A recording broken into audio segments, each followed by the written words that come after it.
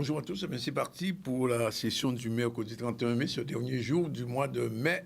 Et à partir de mai, effectivement, nous sommes en juin. On va recevoir dans un instant Steve Nissué, qui est le directeur artistique et fondateur du festival Première rencontre autour du piano, 15e édition. Bonjour. Bonjour. Merci d'être avec nous. On va recevoir plus tard Kenny Chamougon et Vanessa Rounel pour le co-organisateur de Boots Up. On en parlera.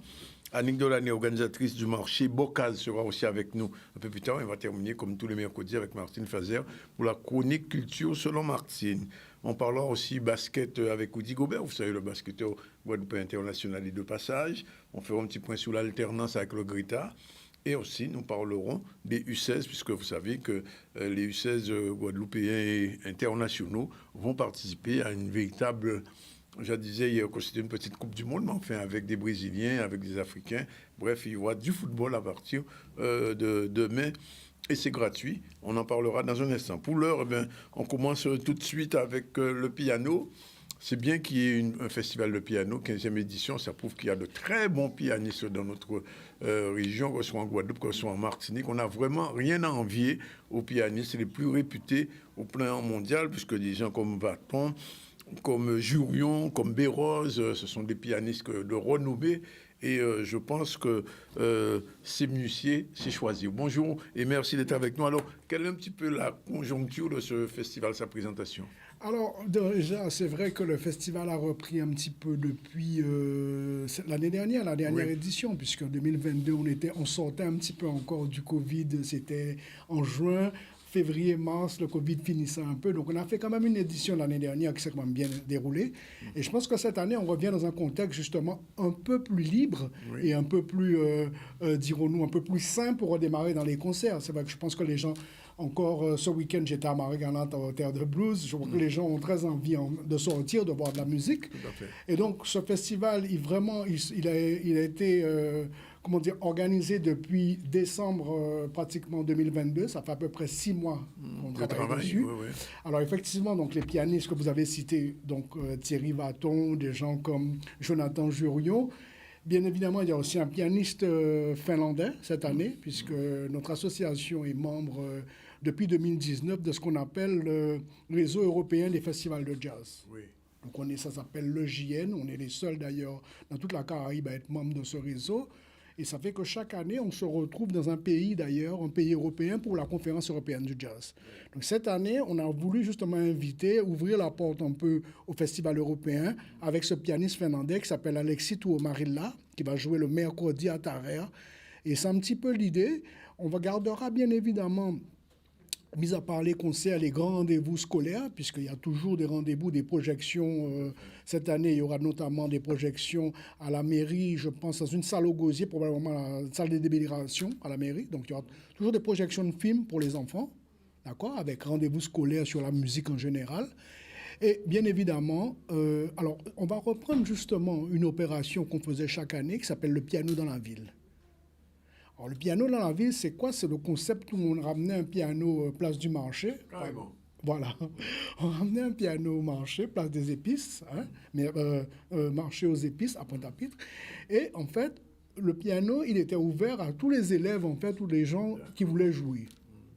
Parce que l'idée, c'était que finalement, il y avait les concerts dans les salles, mais en même temps, pouvoir aussi donner ce côté d'expression aux enfants, aux débutants, mais aussi aux adultes. Qui veulent faire un petit peu, jouer quelques notes un peu, oui. C'est ça. Tout à fait. Et qui, justement, c'est une occasion aussi pour un petit peu de jouer en public, parce que finalement, ce qui est intéressant dans la musique, c'est aussi de partager un instant et jouer finalement chez soi, simplement devant ses parents, dans un cadre un petit peu familial, c'est une chose. Mais c'est aussi l'occasion. Donc, cette année, ça sera donc devant le Rimines Souta à Pointe-à-Pitre, puisque n'oublions pas que l'école de musique, je crois qu'au Pointe-à-Pitre, il y a un concept d'école de musique à Rimines Souta, qui est mené par... aussi dans l'autre salle, comment s'appelle cette salle que Eddie Compère dirige oui, là on se trouve Eddie Compère. Oui, à Sonis alors. À Sonis, je sais. Oui, voilà. Sonis, oui. Alors, mais il y a aussi ce concept, je vais trouver tout à l'heure, qui porte cette école, qui porte le nom d'un musicien justement pointois, je vais vous dire, c'est Fernand. Oui, voilà. Fernand Bouchon. Et donc, cette école de musique organisera avec nous, donc le samedi 17, le concept Le piano dans la ville. Donc à ce moment-là, on mettra le piano devant, sur le boulevard, juste devant. Et là, on recommencera dans cette idée. C'est une espèce de déambulation. Pardon? C'est une espèce de déambulation. Oui, voilà, c'est une espèce de déambulation. Et c'est vrai aussi que c'est une manière d'ouvrir et de communiquer avec le public, même si c'est le dernier jour, parce que c'est le 17 juin. Ouais. On va passer à une super soirée d'ailleurs le soir au Jardin d'Eau, on va en parler tout à l'heure. Mais voilà un petit peu le concept, c'est-à-dire des concerts, une ouverture sur les artistes européens, les artistes bien sûr de la Caraïbe qu'on ne présente plus. Et en plus, ce côté scolaire de transmission, puisqu'il y a toujours cet aspect dans le festival, l'aspect donner aux autres à apprendre et à découvrir.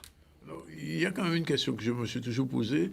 Le festival s'appelle Première rencontre autour du piano, pas de piano. Quelle est la différence?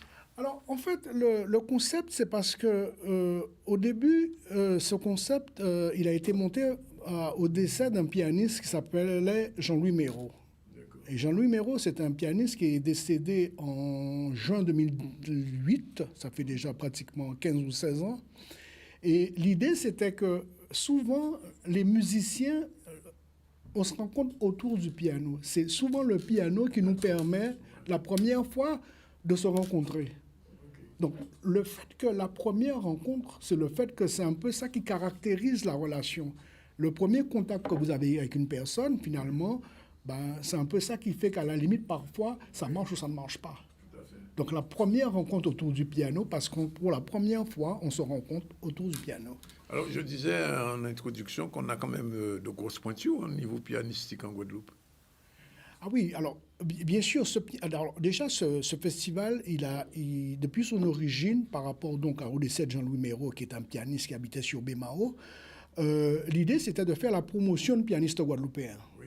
Donc, depuis, je pourrais imaginer 8 artistes sur 15 ans, ça fait à peu près 90 musiciens. Donc, des gens comme Mylène Alexis Garel, Jocelyn Marbeuf, il y a Jean-Michel Lesdel, Michel Mado, il y a Laurent Saï, il y a beaucoup de pianistes qui ont déjà été invités, strictement guadeloupéens. D'accord. Mais c'est vrai que, bien sûr, Alain Jean-Marie, qu'on ne présente plus. Oui, bien sûr. Qui est déjà venu au festival. Oui, Alain Jean-Marie est déjà venu 3 fois au festival. Donc, il a participé en 2019, c'était la dernière fois, avec un projet qui s'appelle Ad Barliod. C'est un projet avec 9 pianistes qui ont été récompensés de ce qu'on appelle le prix Django Reinhardt, c'est-à-dire meilleur musicien jazz de l'année. Je vois qu'Arnaud Dolmen sera là aussi. Oui, alors justement, c'est vrai que l'idée, c'était que justement, en 2022, par exemple, on avait un peu mis l'accent sur Arnaud Dolmen. Il y a eu pas mal de concerts où Arnaud Dolmen était là. Et c'est vrai que notre idée, c'était qu'on ressentait, parce qu'Arnaud, il a reçu les prix après le festival en juin. Et nous, on savait déjà, parce qu'on le suivait depuis l'origine, depuis la première édition, il a joué avec Jonathan Jurion, il a toujours été invité. Et donc, on savait que ce musicien, il allait recevoir un prix vu la qualité de son travail. Donc, 2022, on l'a invité, et puis cette année, en fait, c'est Jonathan Jurion qui l'a invité, parce qu'ils sont amis, et Jonathan l'a invité. Donc, il sera notamment parmi les 7 musiciens de Jonathan Jurion, le samedi au Jardin d'Eau, avec cette fameuse soirée, justement, avec Tania Saint-Val, avec la voix, et probablement aussi un défilé de mode. On va un petit peu travailler sur le visuel, l'art visuel, les tableaux, la musique, et puis la mode aussi. Donc ça veut dire que Tania Saint-Val sera dans un répertoire plutôt jazzy. Alors, c'est vrai que parfois, au grand malheur, comme on dirait, je ne sais plus cette expression, Tania n'est plus dans un registre... 100% voilà. zouk, oui. Elle a évolué. Voilà, sur lequel on l'attendait. Il ne faut pas oublier quand même que, personnellement, moi, je dansais, comme beaucoup de gens, sur la musique de Tania Saint-Val. J'ai eu mon bac en 88, c'était déjà à cette époque-là. Il ne faut pas oublier qu'il s'est écoulé plus de 30 ans. Oui. Donc, Tania Saint-Val, forcément, on lui a collé un concept genre... Michalet, Calin, forcément, c'est des tubes, probablement. Je ne sais d'ailleurs même pas si elle va les interpréter. Je ne crois même pas, d'ailleurs, qu'elle va les interpréter, ou en tout cas, elle va les réinterpréter. Elle va les réinterpréter, pardon. Oui. Mais aujourd'hui, c'est vrai qu'avec Jonathan Jurion au piano, Arnaud Dolmen, d'autres musiciens, des choristes, parce qu'il y a 2 choristes. Ah, il y a aussi des choristes. Oui, voilà, parce que c'est un concept où ils seront 7 musiciens en tout. Donc je pense que là, elle va interpréter un autre répertoire arrangé justement par son nouveau pianiste-arrangeur qui est Jonathan Jurion. Ouais. Et là, je pense que vu que Jonathan, c'est quand même... Il faut savoir que le parrain du festival, c'est Mario Canonge. Le parrain de ce festival ou du festival en De général? tout le festival. Enfin, dès l'origine, hein? Oui, dès Oui. l'origine. D'accord. Ah Dès ouais. l'origine. Je répondrai, je dirai d'ailleurs pourquoi un de ces jours, mais Ah bon, pour l'instant, on ne peut pas savoir pourquoi? on va dire que j'ai posé cette question à un de nos plus grands pianistes. Oui. Et au départ, il n'a pas accepté ma proposition. Ah bon? Il n'a pas accepté ma Le proposition. plus grand pianiste en Guadeloupe, c'est qui alors? C'est quoi?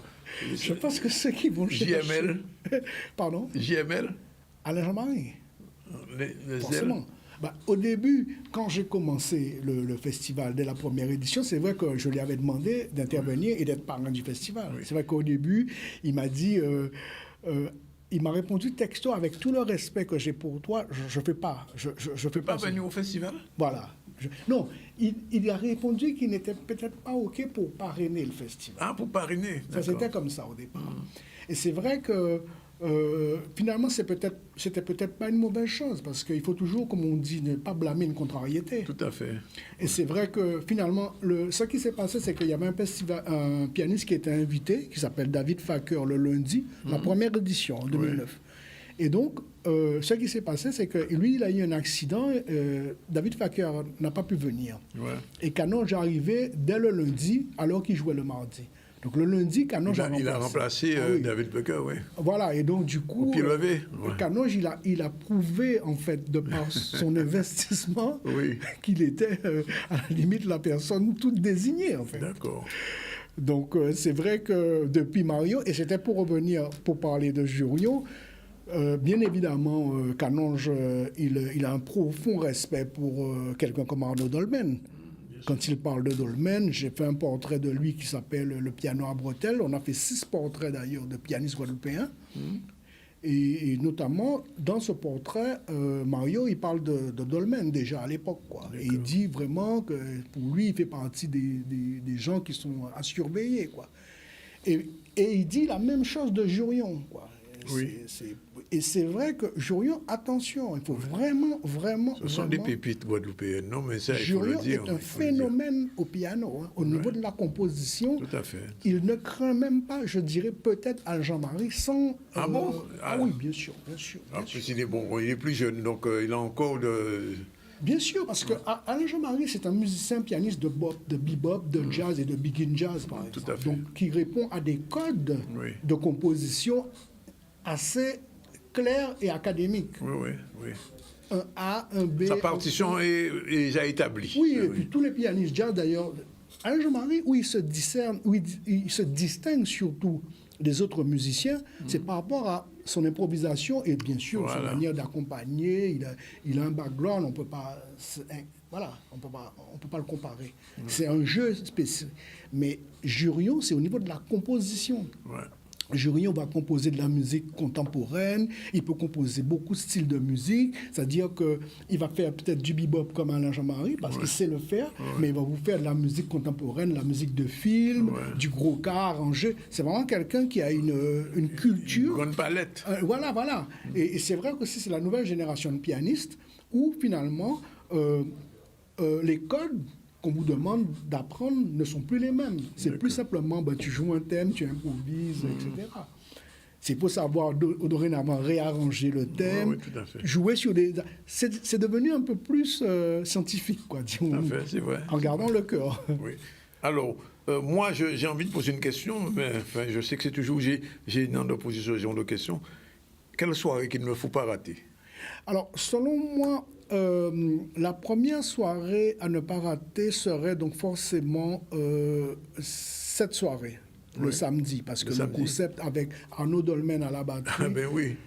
Forcément Arnaud et Jurion qui vont se retrouver ensemble. Oui, je plus pense Tania, oui. Plus Tania Saint-Val, là, je pense que là, ça va au niveau, le niveau musical sera très élevé. Oui.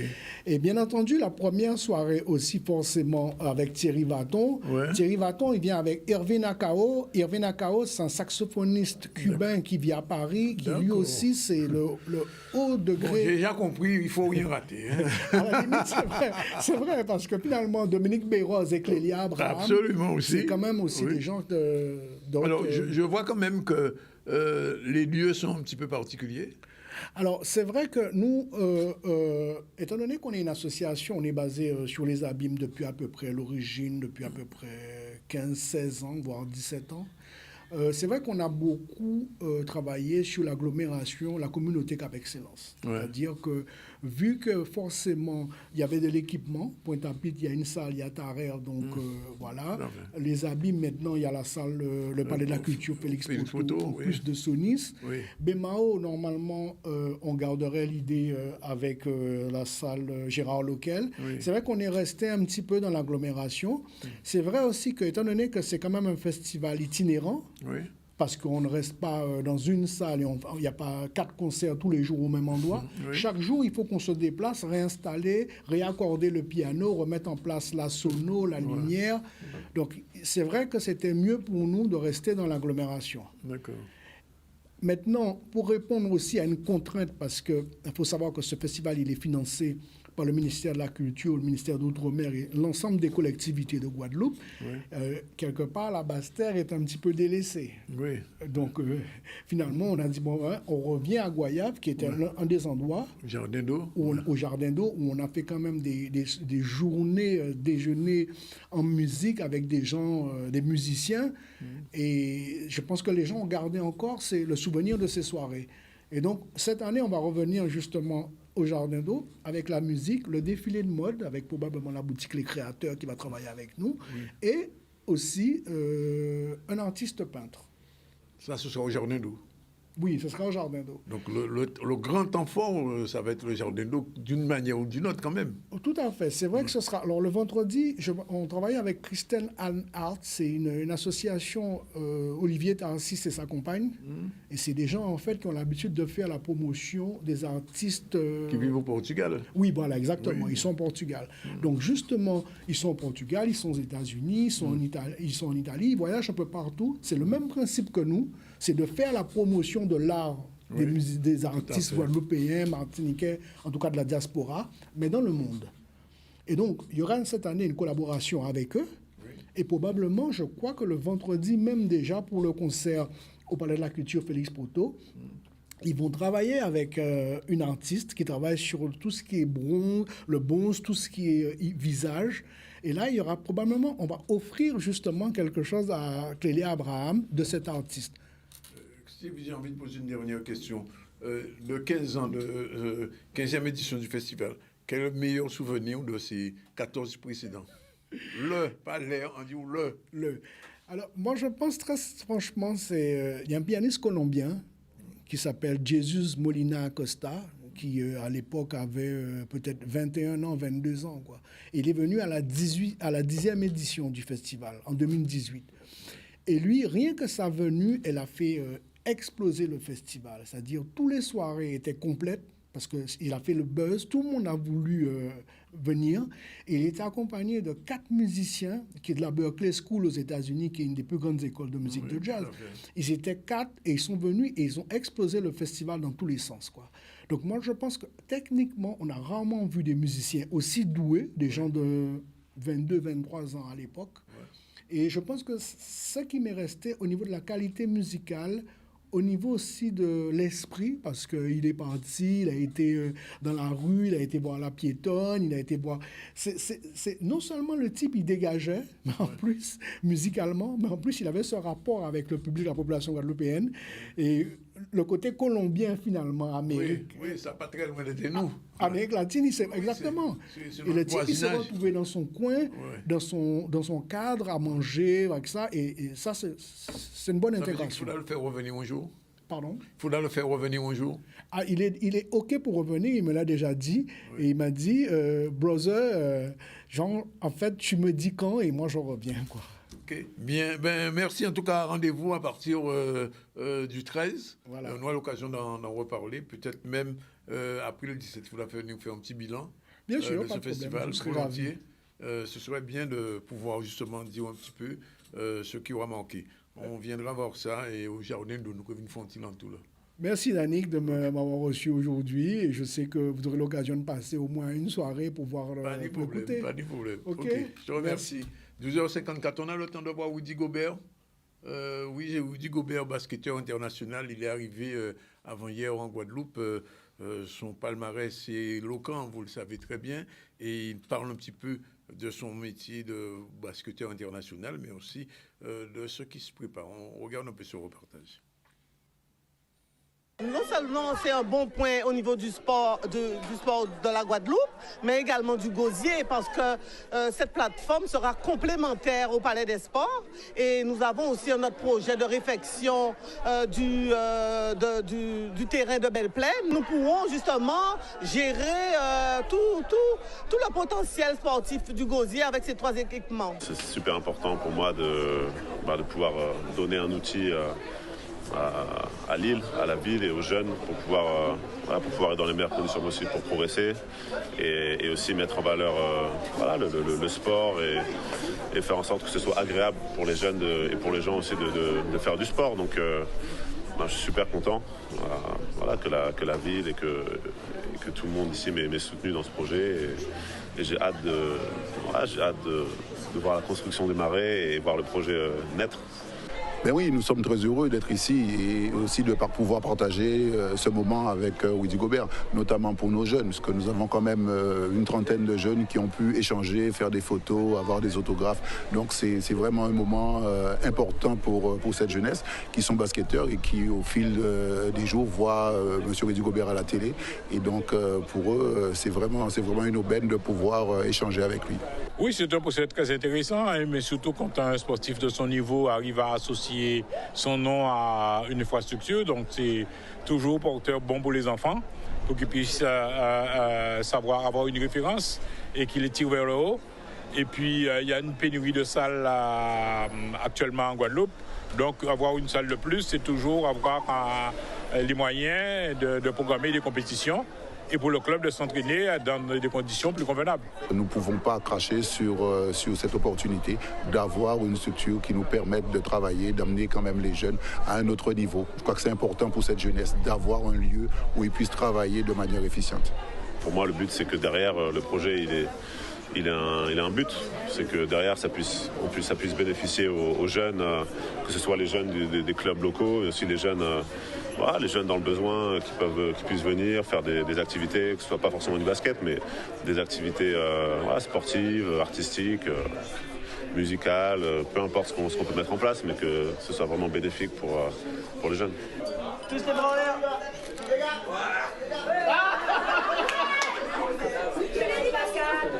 Moi, je m'incarne. Super. Voilà, on les a vus, des futurs petits Woody Gobert, puisque le plateau sera inauguré. Et désormais, il y aura probablement, on l'espère, en tout cas, de plus en plus de fréquence de visiteurs comme Woody Gobert, puisqu'il c'est pas le seul basketteur international que nous avons. On prend la première pause, on se retrouve dans un instant avec Kenisha Mougon et Vanessa Rounel. C'est tout de suite après la pause. À tout à l'heure.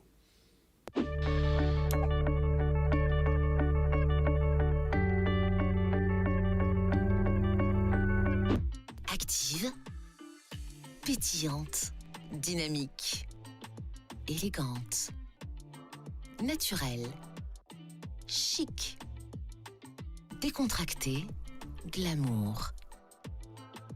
Se sentir belle comme on aime, avec un grand M comme Malibu. Retrouvez-nous vite dans nos boutiques de Jarry, Pointe-à-Pitre, Basse-Terre et sur nos pages Instagram et Facebook.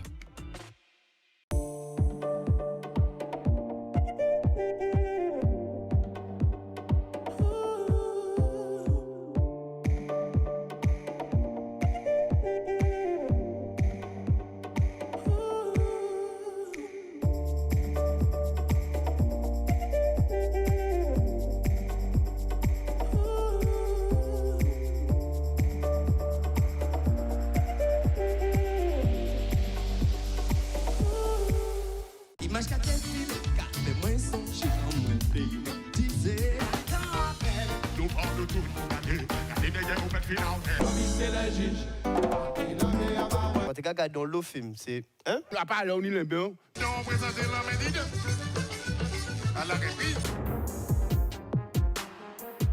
It's always move to the left, move to the right. And it's some music, it's music, but it's keeping...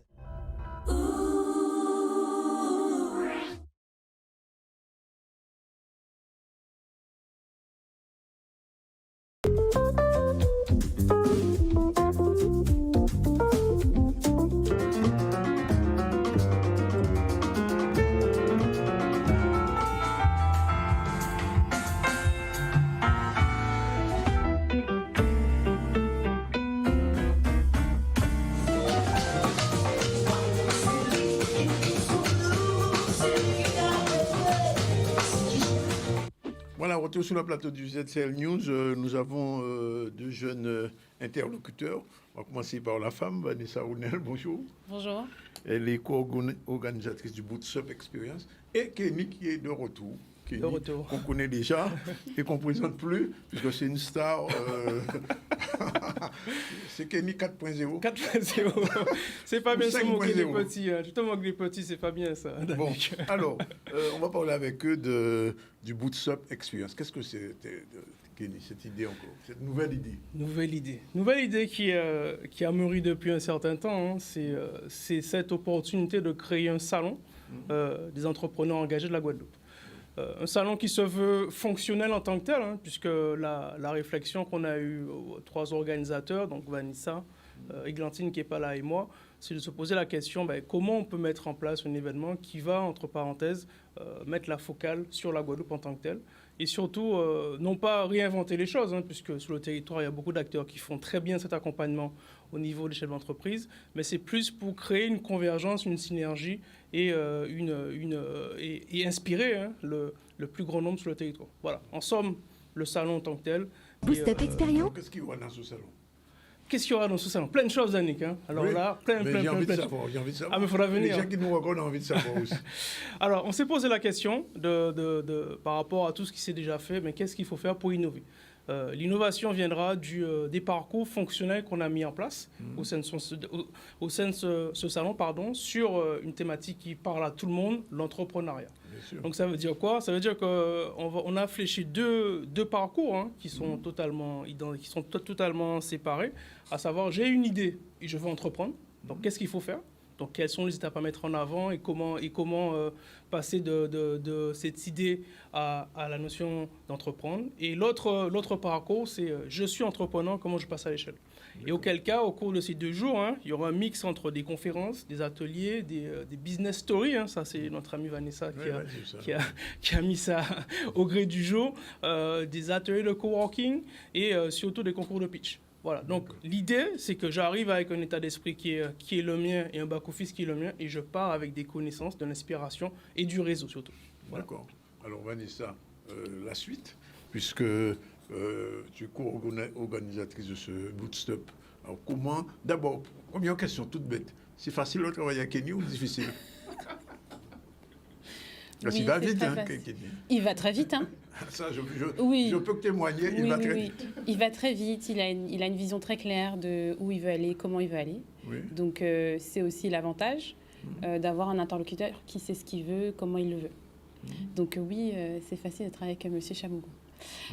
Pour revenir sur le Bootstrap Experience, Kenny a bien synthétisé vraiment le concept de l'événement. On était arrivé à un constat effectivement où aussi on sort d'une période Covid qui pour les entrepreneurs n'est pas si lointaine que ça. Donc c'est aussi un événement où justement il s'agit aussi de sortir de cette morosité, de se retrouver, de se rassembler et aussi justement avec une valeur ajoutée avec des intervenants effectivement locaux, donc des entrepreneurs qui vont faire part de leur retour d'expérience de comment ils y sont arrivés, comment ils y arrivent ici, comment ils y sont arrivés à l'extérieur, parce qu'aussi on a aussi des réussites guadeloupéennes qui partent à l'international. Et nous avons aussi des intervenants qui sont internationaux ou nationaux.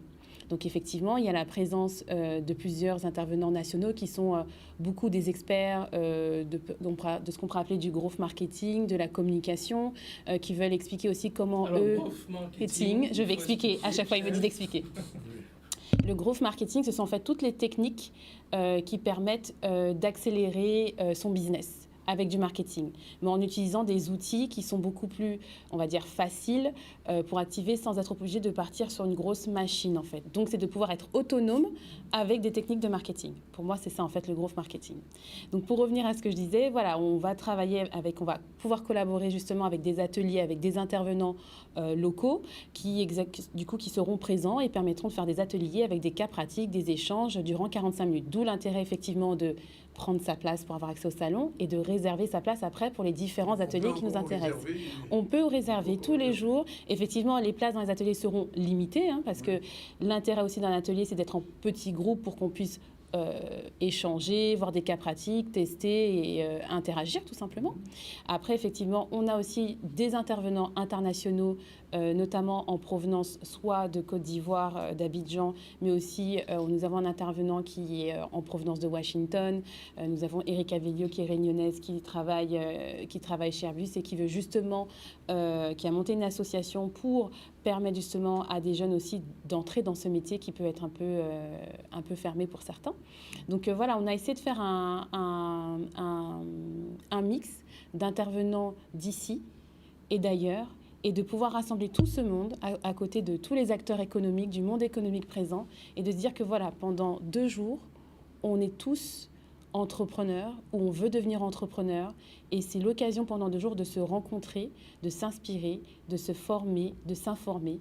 Et c'est vrai que on se doit de vraiment remercier les partenaires qui ont trouvé le projet vraiment qui faisait sens et de pouvoir nous accompagner à pouvoir le réaliser aujourd'hui.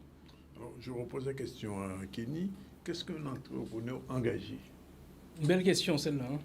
Il n'y a rien de nationaliste derrière. Hein, non, mais on a eu certains retours. Ça, c'est pas Kenny bleu, blanc, rouge, ni Kenny bleu, rouge. C'est ça, attention. C'est le sens. Voilà, oui. C'est le sens de se dire, on est entrepreneur, donc c'est bien sûr, on a cette notion de modèle économique et de rentabilité, voire de performance à mettre en avant, mais il faut aller plus loin. Et on s'est rendu compte que notre discours trouvait écho chez certaines personnes, certains partenaires qui sont actuellement autour de la table avec nous. Et ça veut dire quoi? Ça veut dire qu'à un moment donné, il faut chercher à faire du business, chercher à faire un modèle économique qui fonctionne, mais surtout rendre service au bien commun et rendre service à son territoire. Donc, en l'occurrence, la Guadeloupe. Et donc, l'idée, c'est de montrer que sur des thématiques de société, des problèmes de société, voire des enjeux qui nous concernent tous, il y a moyen d'avoir un modèle économique derrière. Donc, d'où le lieu qui est... Alors, donne-nous un exemple concret. On prend les déchets. Oui. Start-up qui est actuellement incubé au sein du village BASEA. On a ULI, qui est parti d'un constat du territoire. Il y a un problème avec les décharges sauvages. Il fait une application qui s'appelle ULI qui permet de géoréférencer la décharge sauvage et de faire un signalement.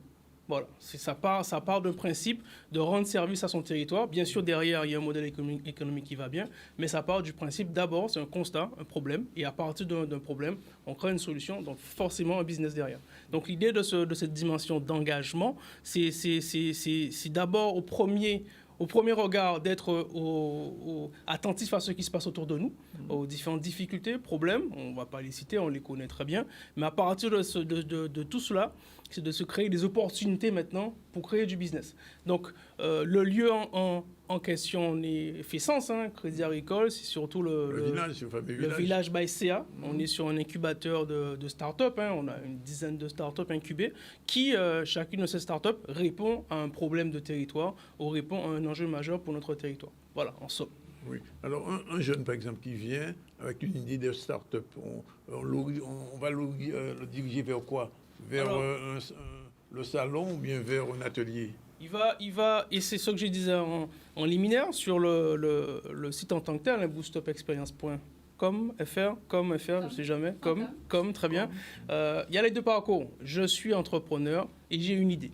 Et quand je vais sur j'ai une idée, j'aurai un mix entre les conférences en tant que telles. Donc les conférences, on va poser un débat table ronde qui va bien derrière, sur 1 heure pour vraiment pousser la réflexion. Les ateliers pratiques, où le format de l'atelier, le critère de succès, c'est 8 à 10 personnes maximum pour qu'on soit dans un échange vraiment pragmatique et technique. Les business stories, où on va écouter quelqu'un raconter son histoire, puisque c'est en s'inspirant et c'est surtout en écoutant les autres qu'on peut assimiler et surtout passer à l'étape suivante. Et la dimension pitch. Ouais. pitch, c'est vraiment quelque chose qui nous tient à cœur parce qu'en 1,30, il faut arriver à se vendre à n'importe qui. D'accord. À 1,30. Qu'on soit start-up, quel que soit dans le secteur d'activité, on est en 1,30, il faut arriver à se vendre. Si en 1,30, on n'est pas convaincu, c'est pas en 2h04, c'est pas bon, c'est fini. Même pas 1,32, mais... 1,30, pile poil, montre en main. Donc, Danick, si tu veux, on fait le test là. 1,30, il faut que tu me vendes quelque chose. je vends Kenny. Bon. Non, mais c'est intéressant. Alors, les chefs d'entreprise, j'ai envie de dire qu'ils ne sont pas ni 2.0, tout ça, ils ne peuvent pas venir en Oh, Thomas, mais bien sûr qu'ils viennent. Oui, ils viennent. Mais ils sont un peu perdus. Non, pas du tout. Parce que regarde bien, la thématique, c'est l'entrepreneuriat. Oui, je sais. Et c'est pour ça qu'on a pris un sujet qui est commun et qui fédère tout le monde. On ne parle pas d'innovation. On ne parle pas de choses très techniques, très numériques. Ça fait partie des différents ateliers. On parle d'entrepreneuriat, sens propre du terme. Donc, ça veut dire que le MEDEF vous soutient. Ben, il m'a là, mais oui, c'est ça, radio. Ah oui, il m'a là, mais c'est dit, il n'y a pas de problème, ils ont compris. C'est-à-dire que lorsqu'on a les pitchés pour eux en 1,30, attention, ils ont compris le sens. Ils ont dit, ok, mais nous, on est avec vous. On a compris le sens et on a compris que maintenant, on peut pas fonctionner en silo. Monde économique d'un côté, banque de l'autre et collectivité de l'autre. Il faut fonctionner ensemble. Maintenant, ce n'est pas les mêmes mondes, hein, si on peut le dire ainsi. Ce n'est pas les mêmes organisations. Et donc, il faut prendre le temps de s'appréhender. Et donc, c'est aussi ce lieu qui permettra de comprendre comment chacun fonctionne. Chacun a ses prérogatives, mais le bien commun, c'est le territoire, bien sûr. Alors, je pose la question à Vanessa, en 1,30. Au niveau de la communication... Ça en 30 secondes. Oui. Au niveau de la communication, qu'est-ce que ça va donner, la Boost Up Experience? Alors, sur le Boost Up Experience, on a vraiment voulu, déjà, dans un premier temps, travailler sur les réseaux sociaux. L'objectif, c'était vraiment de créer des réseaux sociaux qui permettent vraiment d'être maintenant Boost Up Experience. Ce sera les réseaux sociaux pour des entrepreneurs et des porteurs de projets pour qu'ils puissent avoir de l'information, mais de manière pédagogique.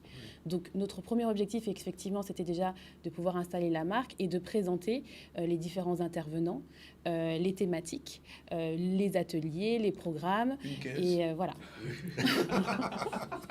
J'avais oublié les 1h30. Mais voilà. Oui. Et en termes de communication, effectivement, on a vraiment beaucoup de chance parce que nos speakers jouent vraiment le jeu, etc., de repartager aussi sur leurs réseaux sociaux. Donc, c'est vrai qu'aujourd'hui, on a une communauté sur Boost Up Experience qui est aussi bien antillaise qui est aussi africaine, qui est aussi française, qui est aussi américaine, parce qu'effectivement, ce sont des intervenants qui viennent de partout. Donc, c'est vrai que ça a pu donner un coup de boost à Boost Up Experience. On a un site internet, justement, qu'on invite tout le monde à découvrir, où justement, on retrouve le programme, on retrouve les différents parcours, et vous pouvez prendre votre passe d'accès et réserver les ateliers qui vous intéressent. Alors, donc, Kenny, il faut bien dire aux gens qui nous regardent et qui ne sont pas, comme je te disais tout à l'heure, des 3.0, de 4.0 comme toi, qu'ils peuvent venir à Boost Up Experience et que ce sera pour eux un moment important. Oui, pour un chef d'entreprise. C'est traditionnel, je veux dire. C'est bien pour ça que, je le répète, on ne parle pas d'innovation, là, on parle d'économie. On s'est posé la question au départ. Voilà, quelle est la focale ou quel est le segment qui va parler à tout le monde? Voilà, c'était bien ça la question du départ. Et donc, on s'est dit, voilà, la dimension entrepreneuriale, c'est la valeur de base. Et donc, maintenant, c'est un peu la petite blague. On prend 5 personnes différentes, on leur demande quelles sont les étapes clés pour créer une entreprise. On aura 5 définitions différentes. Voilà, donc là, ce n'est pas d'avoir une définition qui va centraliser, mais c'est d'avoir des jalons qui sont les plus importants et surtout d'avoir une vision commune de cette création d'entreprise. Bien sûr, vas-y, question. Oui, je disais que j'ai vu que notre ami Gaël Musquet sera là. Oui, mais Gaël, on ne peut pas faire un truc sans Gaël. Gaël, c'est le premier qui a sauté là-dedans. Il a dit, même s'il n'est pas là, il est là. Il est là. Et c'est quelqu'un... Et aussi, c'est un petit pincement au cœur. Gaël, c'est quelqu'un qui fait le tour du monde. Et voilà, il est guadeloupéen, donc c'est une fierté pour nous qu'il soit là. Absolument. C'est une fierté pour nous qu'il vienne en Guadeloupe pour cet événement. Et je rappelle quand même que la première fois qu'on l'a vu ici, c'était grâce à toi. Grâce au réseau, c'est pas que moi, moi je suis pour le réseau, c'est-à-dire que moi je suis qu'un vecteur de communication, l'information passe et moi je suis séculaire. Voilà, on est médiateur, on fait passer l'information, c'est le principal. Alors rendez-vous à partir du 9, c'est ça? 9 à 9h du matin au Crédit Agricole. Ouverture officielle? Oui, ouverture officielle. C'est toi qui fais la conférence d'ouverture? Je vais essayer. J'aime bien sa modestie. Il faut toujours rester modeste. On sait jamais, il faut toujours rester modeste. Et qu'est-ce qu'elle fera, Vanessa? Sur le terrain. Sur le terrain pendant 2 jours. Après, c'est vrai que 2 choses que j'aurais voulu préciser, c'est qu'effectivement, le concours de pitch, c'est ouvert à tous. Oui. Peu importe le stade de maturité de votre entreprise ou de votre projet. 30, hein. Toujours 1 minute 30. Oui. Et puis surtout, ce qu'on s'est rendu compte, c'est que souvent, il y a beaucoup de concours de pitch, mais les personnes ne sont pas forcément préparées. Nous, on en fera une training room. Donc, avant de pitcher, vous avez un temps pour vous préparer pour passer devant le jury. Et en plus, il y aura des dotations à gagner pour vous permettre de booster votre projet. Donc, on attend les candidatures avec impatience. Ouais. Je ne pose même pas la question, mais enfin, je la pose quand même. La prochaine expérience, c'est quoi derrière? Est-ce qu'il y a dans les tuyaux? Oui, tu commences à me connaître, toi. Bon. Ah oui, on n'a jamais de coup d'épée dans l'eau. Ça n'existe pas. Et c'est bien qu'il y ait des jeunes Guadeloupéens comme ça qui... On n'est plus tout jeunes, on n'est plus tout jeunes, Danica. On n'est plus tout jeunes, Danica. Tu as vu, je commence à... Mais oui, mais enfin, quand je dis jeune, c'est par rapport à moi. Mais t'as pas 20 ans, alors. Bon, on dit ça.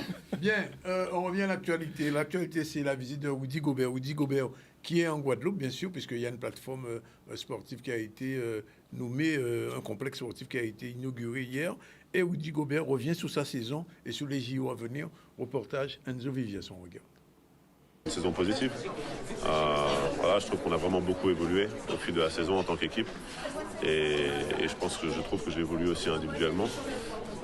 Et j'ai hâte de continuer à construire avec cette équipe et puis revenir encore plus fort la saison prochaine. C'est un rêve. C'est un rêve de pouvoir participer aux JO, mais surtout pouvoir participer aux JO dans son pays. C'est quelque chose qui arrive une seule fois dans une vie. Donc c'est clair que c'est un rendez-vous qui, depuis des années, est coché bien en gros dans le calendrier. Et, j'ai hâte de pouvoir essayer d'aller chercher cette médaille d'or avec notre équipe et puis le faire à la maison. Deux petits mots sous les JO. Voilà, c'est l'heure de la deuxième pause de la première séquence du ZCL. On se retrouve tout à l'heure avec nos prochains invités et la suite du journal. À tout de suite. Voilà, eh bien, ça y est, on redémarre le ZCL News puisque notre ami Martine est arrivé à bon terme, on va dire. Il est 13h28 habituellement. Elle est là à partir de 30, elle aura un peu plus de temps. Mais avant, on va rapidement faire un petit tour sur l'actualité avec le Forum de l'Alternance. Nous avons reçu hier Madame Lebrave et justement nous expliquait comment c'était important pour les entreprises, mais aussi pour les jeunes, de participer à ce Forum de l'Alternance à Toanaba. Michel Depas était sur place. Alors aujourd'hui, nous sommes à Toanaba, aux Abîmes, dans le cadre de la 5e édition du Forum de l'Alternance. Et aujourd'hui, en fait, l'objectif, c'est de pouvoir informer tous les candidats à l'alternance sur ce qu'est l'apprentissage, pouvoir participer à des ateliers, convaincre avec son CV sa lettre de motivation, savoir valoriser son profil sur les réseaux sociaux professionnels, savoir se relooker pour pouvoir aller à ses entretiens. Et puis cet après-midi, un job dating avec des entreprises qui viennent faire du pré-recrutement ici. Donc nous sommes aujourd'hui invités par le Greta dans le cadre de la journée de l'alternance, le forum de l'alternance. Donc nous intervenons au nom du Pôle emploi. Donc notre but aujourd'hui, c'est d'informer les demandeurs d'emploi sur les services, l'offre de services de Pôle emploi, les différentes prestations qu'ils peuvent trouver auprès de nous, les différents conseils qu'on peut leur apporter au niveau de leur candidature, de la création d'entreprise et également les diverses prestations qui existent. Voilà, c'était hier et on va faire un dernier petit tour dans l'actualité avec Maurice Cessé à Paris. Il va nous parler un petit peu de pâtisserie. Ça doit être quelque chose d'intéressant. C'est l'heure du déjeuner. Donc, c'est l'heure de la fin du déjeuner et du dessert. C'est parti. Avec moi, Béatrice Fabignon, chef et mentor de ce projet concernant ces apprentis qui partiront au mois de novembre à la Réunion. Alors, vous allez les accompagner. Quel sera votre rôle sur place avec ces apprentis à la Réunion? Alors, mon rôle, là, dans un deuxième temps, sera de faire la coordination de tout ce qu'on aura préparé durant ces quelques mois, d'aller aussi être facilitateur pour le coup, puisque ce sont des jeunes, mine de rien, qui n'ont pas l'habitude de s'adresser à des professionnels qui ne connaîtront pas la Réunion. Moi, j'ai eu la chance déjà de faire plusieurs projets à La Réunion, donc de facilitateur et d'accompagnatrice pour ce projet. Alors, je suppose qu'en amont, ça demande un travail considérable. Il y a des partenaires sur place. Comment ça se passe? Oui, c'est un gros travail qui a été fait, que nous faisons, puisque là, justement, comme je l'expliquais, on a été déjà rechercher des partenaires institutionnels, comme le ministère de l'Enseignement et de la Formation, mais également de la Chambre des métiers et de l'artisanat, l'IRT, l'Office du tourisme de La Réunion, et puis d'autres partenaires, le marché de gros. Donc il y a un gros travail sur la recherche de partenaires institutionnels et ensuite les entreprises locales que nous allons aussi intégrer dans le projet, puisque l'objectif c'est de créer entre autres des masterclass, des repas gastronomiques, mais un livret de recettes.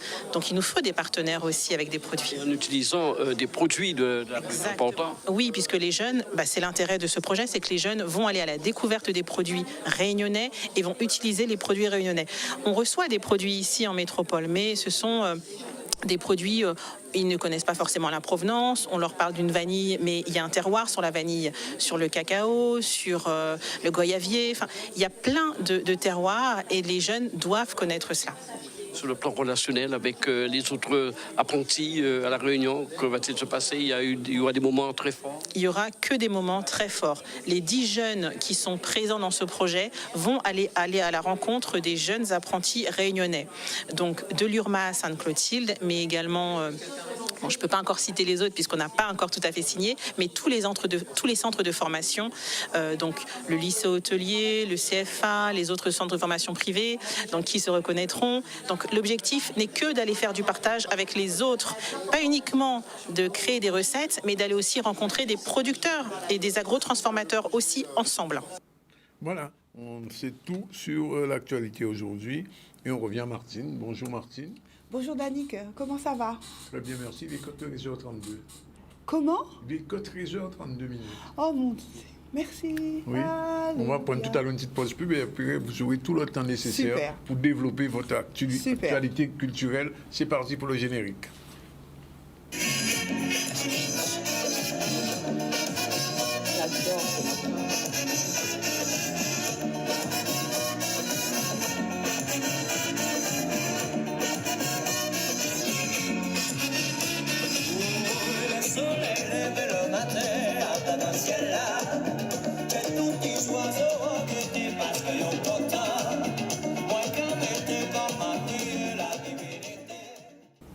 Juste une question, Martine. Tu as vu Perfecta à Terre Blues? Oh là là. Ou Cambert, ou là? Bon, arrivant en plein. Franchement, si on voit Perfecta, mais on voit Perfecta, en beau Perfecta. Ou manger Perfecta. On manger avec Perfecta, oui. on boire avec Perfecta. Nous rire ensemble. Nous fait tout ça, nous t'ai fait, tout ça qui t'est permis de faire ensemble, nous fait. Ouais. C'était parfait. C'était parfait. Perfecta. Ah, c'était un moment grandiose pour moi de les rencontrer. Mais j'avais deux artistes que je voulais rencontrer vraiment. C'était la Perfecta. C'est pas des artistes, c'est un groupe d'artistes. Oui. Mais c'est un nom. C'est un nom et derrière ce nom, il y a de nombreux hommes. Il y a des gens qui sont là depuis... Non. Et puis le deuxième, c'est Youssou N'Dour. Youssou N'Dour, je danse sur lui depuis, je ne sais pas combien de temps. J'avais tellement envie de le rencontrer. Et ma chance, c'est incroyable. C'est que je m'occupais d'artistes quand même là-bas. Je faisais ce qu'on appelle le réceptif. Et en allant chercher des artistes à la descente du bateau, sur qui je tombe? Youssou N'Dour. Je ne sais pas si j'ai mis la photo à la preuve à l'appui, mais vraiment. Et en plus de ça, il m'a serré dans ses bras comme si j'étais sa sœur. Oui, c'était chouette. C'était chouette. En tout cas, merci pour ce festival. Je vais vous en dire un peu plus parce que, évidemment, Danick m'a fait embrayer tout de suite sur...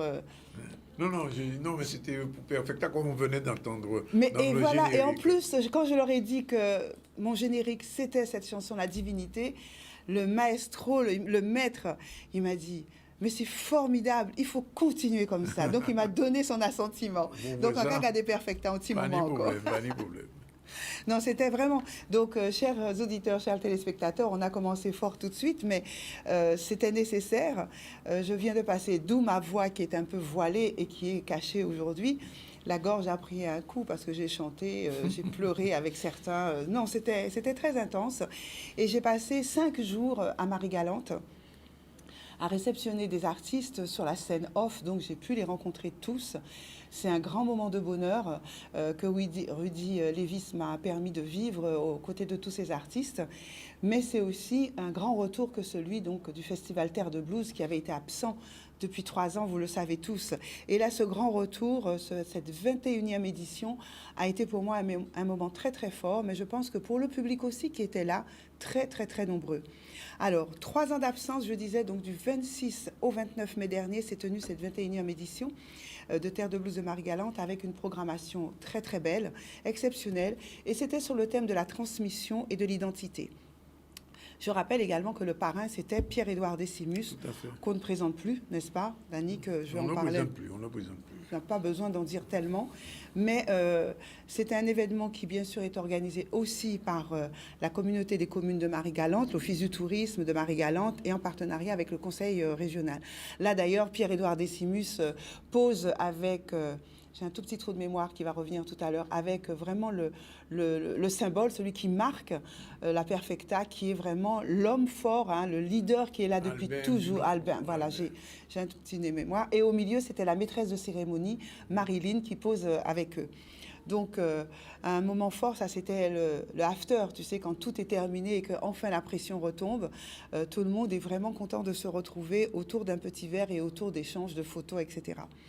Donc, cet événement, donc, des grandes pointures musicales, je vous ai cité Youssou N'Dour, qui nous a sublimés lors de son concert.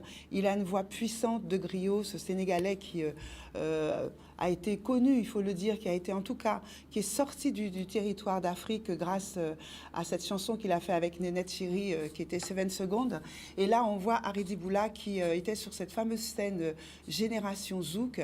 On nous a régalé aussi avec une série d'artistes de Génération Zouk. Il y avait Orlan, Haridi Boula, Joël Ursule qui a été sublime. Là, franchement, je lui tire mon chapeau et ma révérence, puisqu'avec ces deux danseurs, sa tenue, son afro des années 60 à la Angela Davis, elle a fait lever la foule, elle a fait hurler la foule avec un petit medley de tous ces titres phares, dont Black and White, qui, vous le savez, avait été un titre écrit par Serge Gainsbourg et qui a gagné l'Eurovision. Ça fait longtemps que la France n'a plus gagné l'Eurovision, mais en tout cas, Joël Ursule en a fait partie. Et ce plateau de Génération Zouk avait aussi Haridi Boula, mais là, c'est Youssou N'Dour qui passe... et qui nous a vraiment sublimés. Parmi les scènes, voilà, il y avait Thierry Cam également. J'ai trouvé que Thierry Cam était très en forme et il nous a fait le jeu du séducteur sur scène avec un petit moonwalk à la guadeloupéenne. Enfin bon, c'était sympa, le voilà. Donc très, très, très genre, j'enlève ma chemise pour qu'on voit ses pectoraux et ses tablettes de chocolat. Ouais, bon, il y avait de ça aussi. Il a des pectoraux, il a des tablettes de chocolat. Là, vous venez de voir également un jeune artiste qui était promu par la scène régionale. Attendez, je ne veux pas que je dise de bêtises. Le département a aussi pris en charge un certain nombre d'artistes, conseil régional et conseil départemental. Et donc, cette scène particulière a permis également de donner la place à des artistes comme Missier Zadig, donner la place à cet artiste Warped. Alors, Warped, on le connaît avec un titre qui est « Si maman si, si maman si ». Tu connais ? Maman. C'est France Gall qui a d'abord interprété ça, puisque c'est sa chanson, mais ça a été repris, très très bien repris. Et là, tout son fan club était devant la scène à l'attendre sous un soleil de 40 degrés. C'est ça le problème. Et c'était ça, s'il devait y avoir un problème, et peut-être quelque chose qu'il faut... Faire jouer des artistes en soleil, ah non, putain, là, t'es raide. Ouais. Alors, les gens, le public était là, mais ils étaient obligés de s'abriter sous les chapiteaux à droite, à gauche. Ouais. Mais c'est vrai que c'était rude. Le soleil ces jours-ci était très rude. À Marie-Galante, encore plus. Être en plateau sur une scène à 14h avec un soleil comme ça, c'est de la folie. Là, c'est Juliane Marley qui lui aussi nous a éblouis. Tout à l'heure, on avait sur scène une artiste dont j'avais entendu parler, mais que je ne connaissais pas, que j'ai vue sur scène. La fille, elle déménage. C'est une Nigérienne. Elle déménage. Mais c'est du feu sur la scène. C'est du feu avec ses danseurs. Elle nous a fait un show. Elle n'avait que 30 ou 40 minutes, mais vraiment, elle nous a fait un show exceptionnel. Alors là, elle a fait hurler les gens dans la foule. C'était vraiment génial, génial, génial. Oui, on nous a donné de beaux artistes, effectivement, et tout était bon à prendre. Là, c'est la Perfecta, quelques-uns d'entre eux sur scène, sur la scène du village, donc c'était lundi. Il manquait malheureusement ce guitariste décédé il y a quelques semaines. Quelques semaines. Vraiment, quelques vraiment, semaines. Il a raté quelque chose. Mais il a raté quelque chose, mais en même temps, tous ceux qui étaient là lui ont rendu un très très bel hommage. Là, c'est une photo qui vient un peu tardivement, mais c'était le groupe orchestra de Broadway Orchestra. C'était sur la scène deuxième jour. C'est un groupe qui nous a fait de la salsa d'enfer, du son à ne plus savoir qu'en faire. Eux aussi, ils nous ont donné une belle leçon de musique et d'harmonie sur scène. Et c'est tellement beau de voir ces orchestres avec des soufflants, avec toutes ces guitares basses, piano, batterie, ainsi que les cuivres. C'est vrai que ça nous donne à regretter tous ces grands orchestres qu'il y avait. Il y en a très peu qui perdurent. Et donc, je finirai avec les Aiglons, qui eux aussi sont en pleine forme. Pour ça, hein. Ils étaient, mais c'était démentiel. L'énergie qu'ils avaient, tu te demandes, mais où vont-ils prendre cette énergie? Voilà, on a dansé, on a chanté avec eux, on a fait la fête. Ils étaient en pleine forme. Une très très belle programmation. Merci encore à cette 21e édition du Festival Terre de Blues, où j'ai croisé Danick vite fait. N'est-ce pas? Je peux vous dire qu'il y était. Et où on a pris son pied, la foule était vraiment dense, nombreuse. Ils étaient au rendez-vous, c'était magnifique. Je crois que tout le monde attendait ce retour, ce moment de très fort, où la galette penche d'un côté sur le côté du Terre de Blues. Donc, j'espère vous avoir donné envie de venir l'année prochaine, à la prochaine édition qui se prépare d'ores et déjà. En tout cas, je tiens aussi à féliciter la mairesse. Oh là là, j'ai la fatigue de ces quelques jours. Madame Hetzel, qui a été très très bien, vraiment, dans ses discours très clairs, très pratiques. Elle a évité de faire traîner. Et quant à Pierre-Édouard Décimus, ses discours étaient vraiment millimétrés, hein, lui. Hein. Ah oui, oui, c'est pas un grand bavard. Il n'en fait pas beaucoup. Il n'en dit pas beaucoup, juste l'essentiel. Mais c'est vrai que nous avons eu un très beau festival. Pour ceux qui étaient là, je rappelle Mrs. Zadig qui a été là, Sunrise, S-Rise, qui était l'une des scènes off, également promue par le département de Guadeloupe, où nous avons Warped, le jeune que j'ai présenté tout à l'heure, et Génération Ragamuffin, piloté par notre ami... non, vraiment, je pense que... Tu n'as rien dit de Juliane Marley, ni de Florence Napri? Florence Napri, alors j'ai vu la fin de sa scène, c'est vrai que c'est pour ça que je n'ai pas pu prendre des belles photos de Florence, mais elle a fait une très belle prestation aussi. J'ai parlé de Juliane Marley également. Alors, à un moment, je suis sortie de la fosse pour aller écouter d'en haut, là-haut, voilà, pour avoir une vue d'ensemble. Oui. J'ai trouvé que la première partie de son show n'était pas suffisamment audible lorsqu'on était là-haut.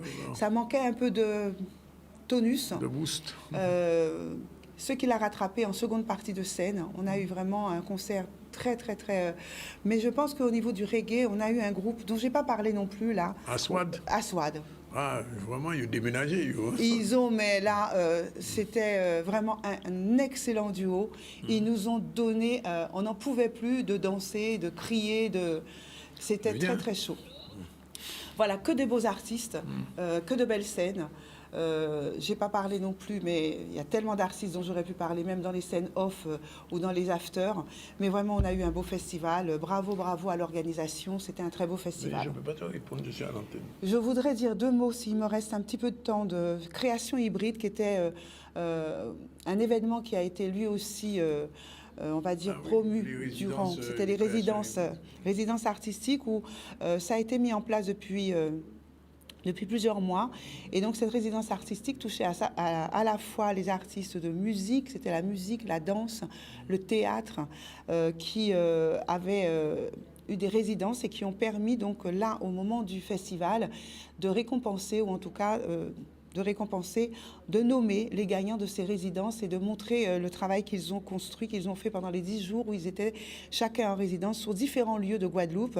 Il y a bien sûr à la Mecca, il y avait également à la Ramée. Plusieurs sites de patrimoine guadeloupéen ont été retenus pour ces résidences et donc nous avons eu à voir le résultat de ces travaux.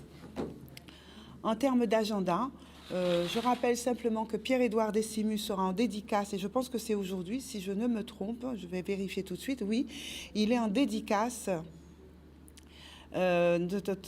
pour son livre Kassav Love. Et ça, c'est le 1er juin, à partir de 17h. Et c'est à la FNAC Millénis que vous allez pouvoir le voir en vrai. Pierre-Édouard Décimus, avec qui j'ai voyagé pour le retour. Donc, un numéro de téléphone pour pouvoir réserver ou avoir des informations complémentaires, c'est le 05 90 89 23 69. Je rappelle que c'est Pierre-Édouard Décimus qui sera en dédicace pour son ouvrage Kassav Love en cadence. C'est ce 1er juin à la FNAC de Millénis et c'est à 17h si vous voulez le rencontrer et acheter son ouvrage. Je vous rappelle quand même, mais je suis certaine que tout le monde le sait, que Pierre-Édouard Décimus est l'un des fondateurs du groupe Kassav. Cette idée lui est venue avec un de ses amis, très très bons amis, qui lui aussi est dans la musique, Freddy Marshall. Et donc, ils ont... je crois en 79, décidé donc de participer à la création de ce groupe mythique qui n'est plus à présenter non plus. Pierre-Édouard Décimus est un acteur phare de la musique antillaise. Il a été compositeur, il l'est toujours, arrangeur, chanteur lui-même, enfin musicien dans les Vikings de Guadeloupe. Hein. Et donc, il a mis tout ça de côté maintenant pour promouvoir des jeunes artistes et participer. Il est dans l'écriture, il est dans la promotion, il est dans l'accompagnement, le soutien de cette musique qui est la nôtre, la musique antillaise, la musique créole. Et il a là aussi un long chemin qu'il a déjà tracé derrière lui. Et il est toujours présent dès qu'il s'agit de mettre en avant notre expression culturelle. Un autre sujet de rendez-vous, c'est les rencontres autour du piano du 13 au 17 juin. Et ça va commencer donc très prochainement avec plusieurs dates, plusieurs lieux. Je vous en donne 2 pour commencer. Le mardi 13 juin, ça sera à Sonis, où vous pourrez rencontrer un artiste qui s'appelle Thierry Valton, Quintet, au Centre culturel Sonis.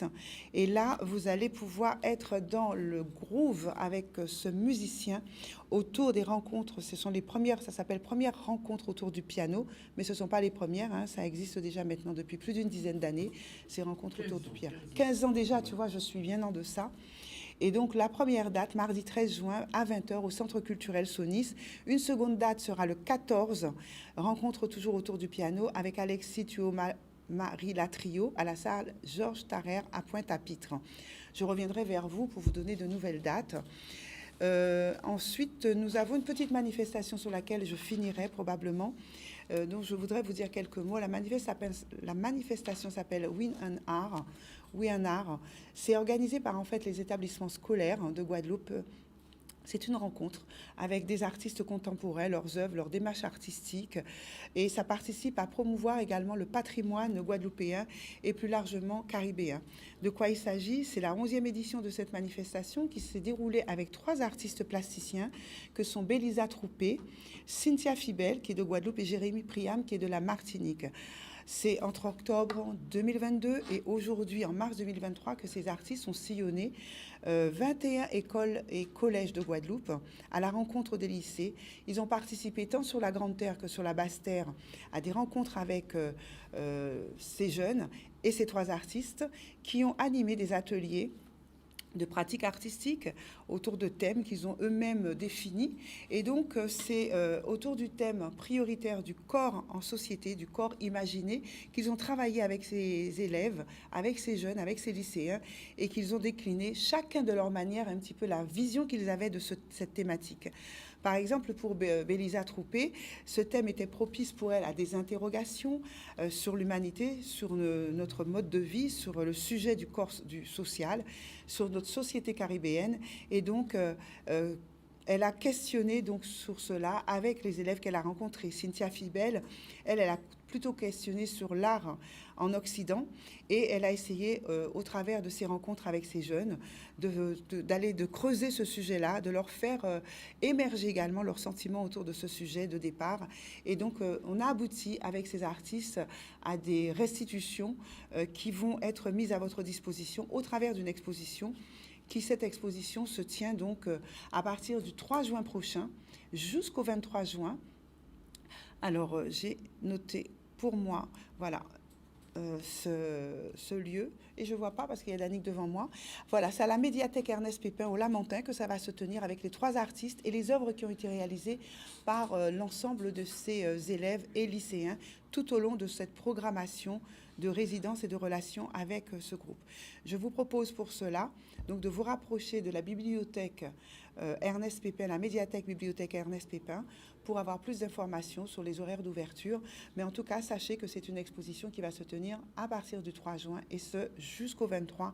Allez vraiment voir ce travail où artistes et plus jeunes se sont réunis, ont travaillé ensemble et ont donné à voir la manière dont eux-mêmes décryptaient cette thématique qui est le corps en société et le corps imaginé. Un dernier clin d'œil. Dernier tout clin d'œil. C'est pas tout de suite, mais c'est un rendez-vous que je vous propose.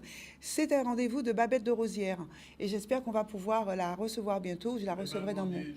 Voilà, de la recevoir. Elle est en Guadeloupe, elle est de passage en ce moment et elle fait la promotion de sa prochaine édition du Salon de la gastronomie des Outre-mer. Oui, alors on n'a pas parlé de son ouvrage quand je l'ai rencontré, on a plutôt parlé effectivement du salon parce qu'il a été absent également pendant 3 ans et le salon va se faire bientôt, donc en janvier 2024, mais elle est là pour le promouvoir et on la recevra sans doute pour en parler.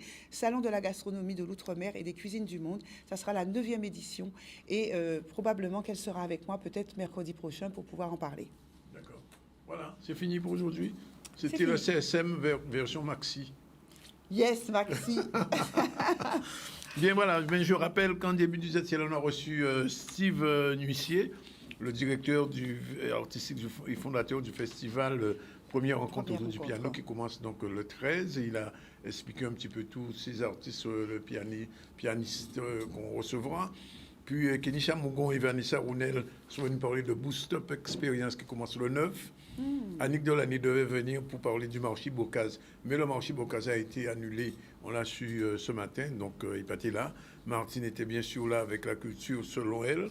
Et puis sur l'actualité, 2 gros plans sur Woody Gobert. Woody Gobert, c'est un basketteur guadeloupéen international qui est ici. Il y a une plateforme sportive qui a été qui porte son nom désormais. Il nous a parlé aussi de son focus un petit peu sur les Jeux Olympiques. Nous sommes allés au forum de l'alternance à Taonaba.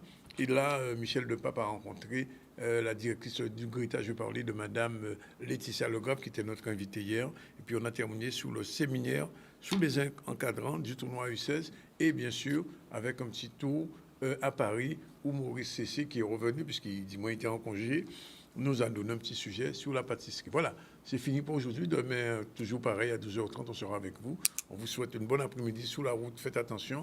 La réalisation, c'était Yann, avec son assistante Talina, qui était là, Redo Morto. Voilà, c'est fini pour aujourd'hui.